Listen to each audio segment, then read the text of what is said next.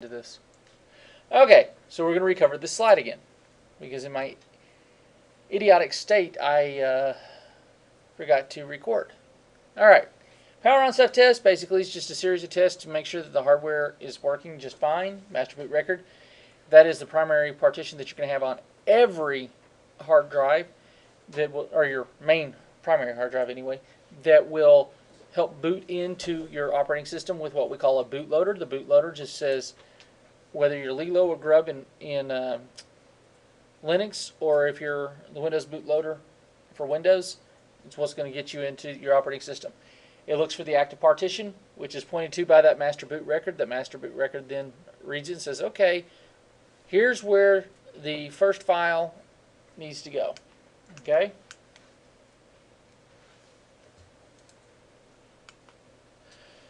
So in Linux, what we have for the boot directory is called /boot. It kind of makes sense, right? Linux is really nice about making useful words. And it contains your kernel and any boot-related files that may occur. So when we start talking about your daemons and your initializations and stuff, you'll understand what I'm talking about. A daemon, basically, how many of y'all have heard of a process ID on the Windows side? Okay. The process ID is a system process identifier for anything that is loaded into memory when the computer is turned on. Okay? In Linux, we call those daemons. Same thing is a process in Windows. Identical. All right? You can have printers, you can have software, you can have Adobe coming in, all sorts of update type stuff that's running in your taskbar, using Windows terminology. That's what you would put as a daemon. Well, let me skip back one thing. Your VM Linux dash whatever your kernel version number is the Linux kernel file. So if you want to do a grep to find it, or touch to find this file, that's the easiest way to do it. Just type in touch, VM, LINUZ, and leave it be, and it'll find it. Okay? Initialization daemon. That's the first process that's going to start when the kernel is loaded. It loads all the other daemons. Okay? Let me put this into perspective in a traditional home setting. Your INIT, or your initialization daemon, it would be the mom. She puts everything in motion, right? Everyone, the dead obeys her, the kids obey her, and that's how it works. The mom sets the rules. Says, Aaron, you're running. Cole, you're running. Anthony, you're running. Mark, you're running. Everyone else isn't running until you're double-clicked on. Okay? That's what it does. And it makes that system a usable state by not overloading the system too quickly, unlike Windows where it loads everything in, and then you have to tell it what to turn off. So, Linux has the philosophy of only turning on what you want. So you go into the initialization, and I'll show you what file it is that you can go in and change what daemons you're going to want to boot into, or have booted, or the processes you wanted started when you boot into a Linux system, versus Windows, where you have everything in their mother starting, and you don't need them running. Because what's the worst thing you want to do on a Windows system? Have open things, right? Open processes that you don't know are running because you'll have patches that need to be deployed to it. Well, it's not going to deploy while the service is running, so you have to reboot, and when you reboot, then it adds it in. But in the meantime, you're open with the security hole. That's why they say when you have a server, if it's going to be an application server, what kind of services are you going to run? Only things that need to be on an application server need to be running. You don't want to put an IIS attachment or Apache attachment processes into this. You don't want to put print services on here. You don't want to put file services on here. You don't want to put Active Directory on here. Why? Because its function was only for an application, to house applications, right? Same idea with the process. You want to make sure that how you separate the Linux and the Windows. Like I said, Windows has everything loading. Linux only uses what you want to start with. Okay. Now, you can configure Windows to start with minimalization, but by default, it has everything going. Okay, so if you go to your Services tab under Task Manager, look at how many things are actually running in your system, and you wonder why it takes 4 gigs of RAM just to boot to the operating system. Okay, it's because everything in the monitor is running. In a Linux, 4 gigs operating RAM, that's astronomical. Especially if you're all text-based and you don't do the GUI. Okay? So here's an illustration of how it goes. The BIOS kicks on and says, okay, let's go to post, make sure all the hardware is working.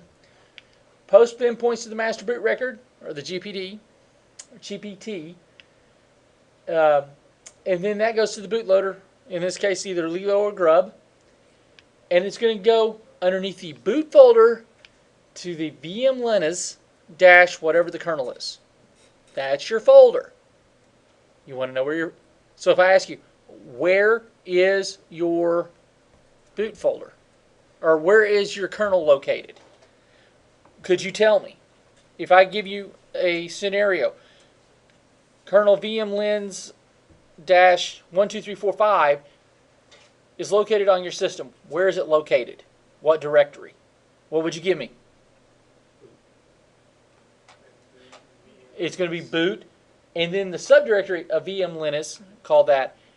Then you'll have a slash with the actual kernel file is a file underneath that subdirectory. Does that make sense? Okay. The kernel then gets the information and sends it to mom. Mom says, okay, I want Aaron and Cole and Anthony and Mark to start running their processes. Boom. There you go. And that's how it works. Pretty simple concept, right? What is the primary function of a bootloader? To load the kernel into memory so you can use it, right? Kind of a interesting process. It passes information that needs to be done during startup. In other words, do I have a secondary operating system that I could boot to, i.e. Windows, or Mountain Lion, or OS 10, OS X, however those Apple Mac people want to say it. You know, what operating system do I want to put on there? Do I want to put a different distro of Linux? Well, then you can use Grub and Lilo. It'll be fine.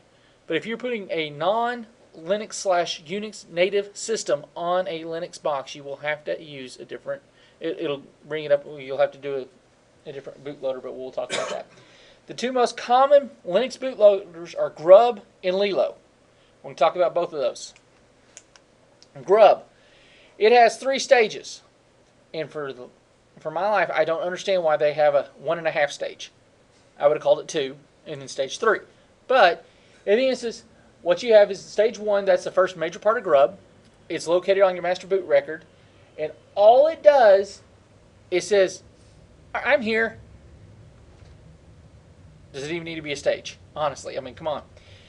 Stage 1.5 is the second half of the first one that actually loads that file system in the kernel in support of stage 2. Okay, it resides in boot Grub, because that's the bootloader, right? Just think of anything that we're going to do under, as far as booting the system, will be under the /boot directory automatically. Pretty simple. Then stage 2 or stage 3 performs the bootloader functions, i.e., what's going to be my run level? Am I going to run into run level 5 where I'm going into the graphics mode? Am I going to run into level 3 where I'm multi-user? Or am I going to do level 2, A, B, or C? So I'm a single user with different functionalities. Here's a screenshot of what Grub looks like. Pretty basic. Okay, to configure Grub, you got to go under the boot, grub.conf. So how would you want to do that? Would you want to do it through gedit? It's easier. Yeah, easier than me. Go into gedit and do it, okay?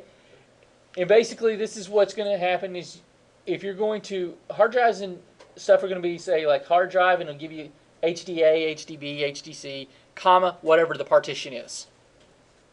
Okay? Everyone with me? And then this is the format of what you're going to see in that Grub. So if you wanted to spin up your CD-ROM, make sure it's in there.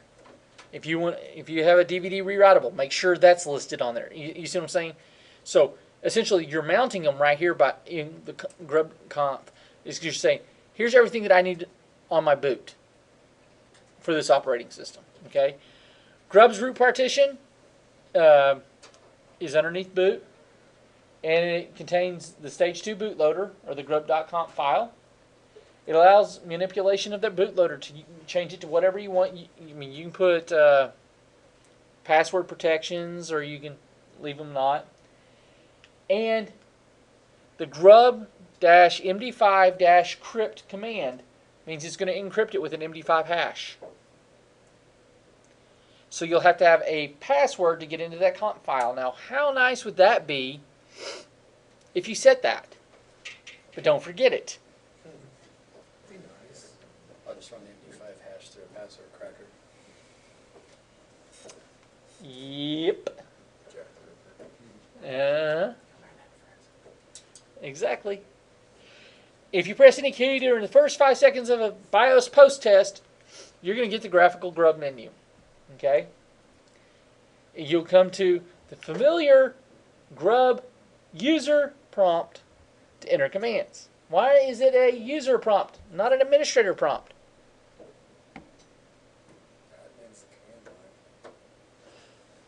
You haven't got to there yet. You haven't booted an operating system, so you don't have an administrator.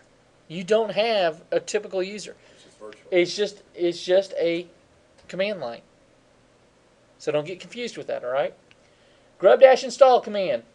That's what installs grub as your bootloader. Here's what you'll see. From grub, you can use any of these commands right here to set up your grub. Before you do that, I would recommend that you boot into your operating system, do a man grub, and print it out so you can physically see what you're going to be editing, and do it in gedit and don't do it from here. But if you needed to, let's say, change your configuration file while it's booting, within that first 5 seconds you hit into the bootloader, you type it in here, you put in your password, you can get into the file, you can make your changes, save it, and reboot. So you don't have to boot into the operating system. Okay? Lilo. Very easy. Stands for Linux Loader. Boy, they're so good with their names, aren't they? It's the traditional one, but it's not supported by Fedora, so that's why you use grub. Okay? It's typically loaded on the master boot record, not always. And instead of it being in the boot folder, it's in your etc. folder. It's called lilo.conf. Okay? All Lilo boot does is give you the choice to choose your operating system you want to boot to. Same thing as grub. Okay? Here are the different commands that you can type in under the Lilo config file. That's why I would highly encourage you to look at these slides and go back over them, and that's why I gave you the slides so you can actually see them. Now, here's some error messages you're going to have. L, LI, LIL, LIL dash, LIL question mark. Lilo is so inventive with his error messages. Okay. L just means your first part of your Lilo didn't work. It's telling you where you're at. Second part of Lilo didn't work. And then part of your files, whether it's boot map or the boot Bs, where was your problem in the third part. So it kind of gives you a visualization of where it errored out. Now, how nice is that? Hey, you're on line 82. Just kidding, right? Y'all picked up on my little snub about line 82, right? Okay. Just making sure. Append equals keyword. If I'm going to append commands or anything that I'm going to pass to the kernel, I can use the append equal, and I can pass any hardware device information into it. So if you want to add an external hard drive or whatever, you can do that there. If you change the lilo.conf file, you have to reload your operating system. What's the difference with grub? You don't have to. I'm sorry. When I'm referring to the Lilo operating system, I'm not talking about Linux. Just the bootloader. So you have to do Lilo-U it'll reinstall it. Uninstall it, reinstall it, right? Normally, you're going to only have the chance for one operating system at a time on your system, correct? You can't have Windows here and Linux side by side unless you're doing a VM. Dual booting, all it does is allow you to have multiple operating systems you can boot into, not at the same time. How many of y'all did not know that? Okay, I'm the only idiot that raised my hand. What was the question? I'm sorry. Oh, that explains it. No, I'm just kidding. Great notes. I was saying, I was saying that I'm the only idiot that was raising my hand that did not know that you could not dual boot at the same time both operating systems. I just want to say, did anyone not know that? Okay. Oh, Mark, you make me laugh tonight. That's a good thing. I'm sorry, I'm just taking notes. Oh, that's Previous point you made. the easiest Linux installed over any other system. Okay. To have a bootloader, it's easier to install Linux after you installed your other operating system. Like I said, if you have a Windows that you're dual booting, have Windows on there first, add Linux later. Because then Lilo or Grub will take over, depending on which one you want to do with.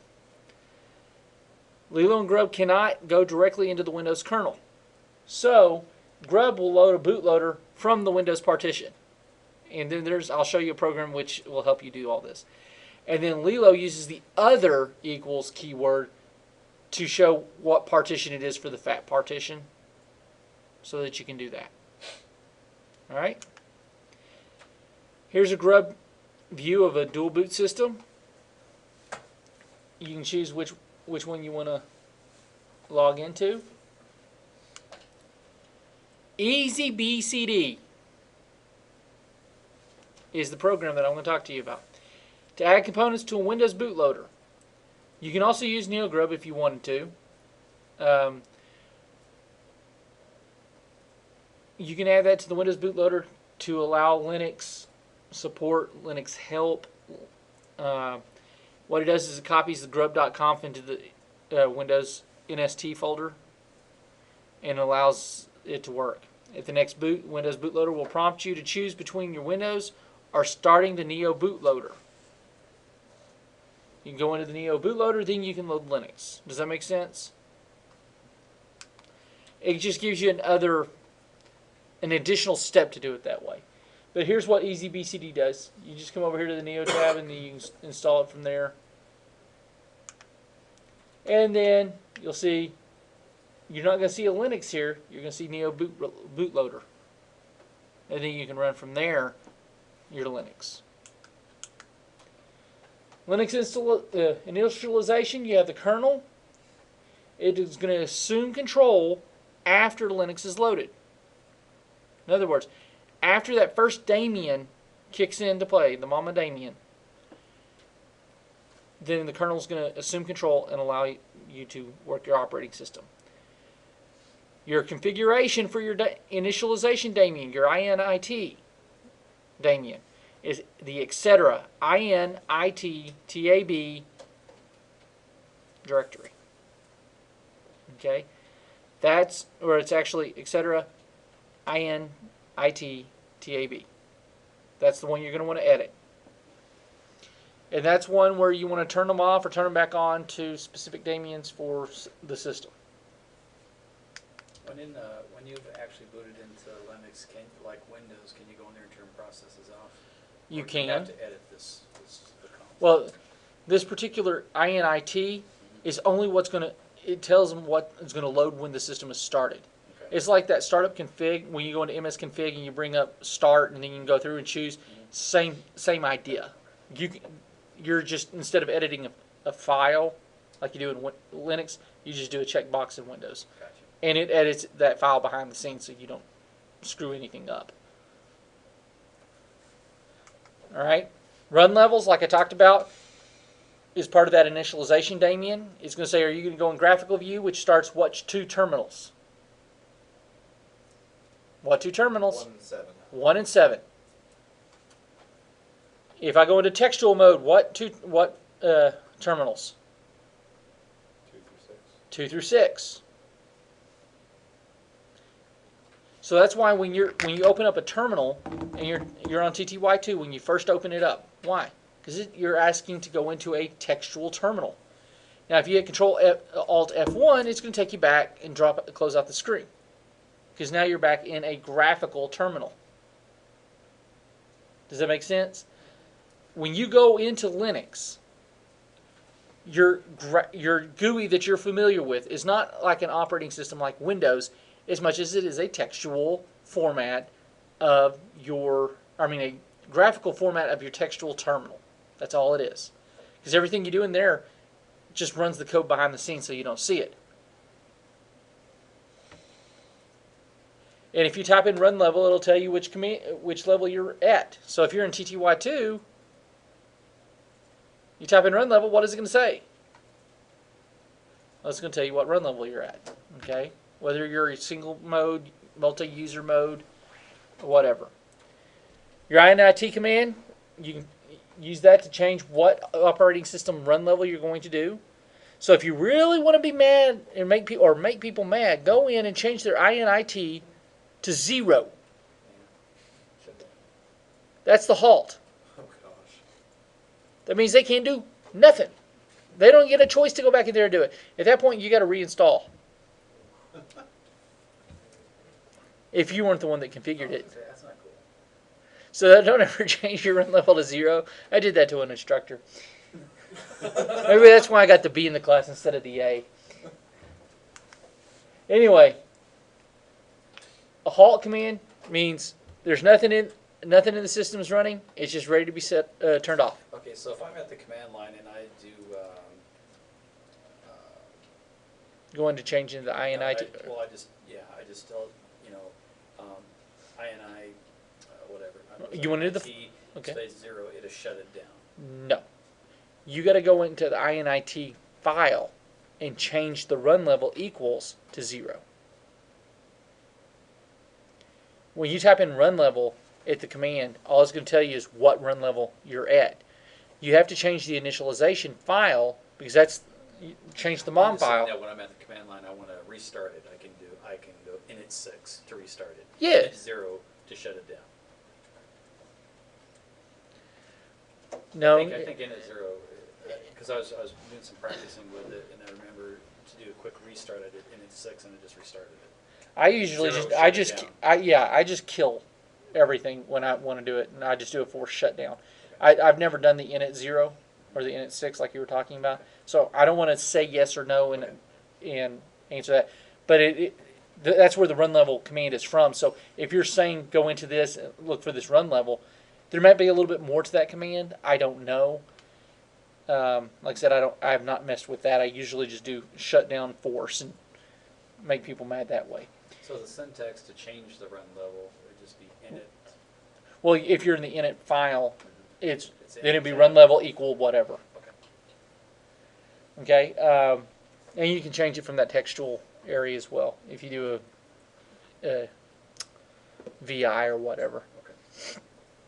Okay. Run levels, you have 0 means going to halt the system. 1 means what? Single user.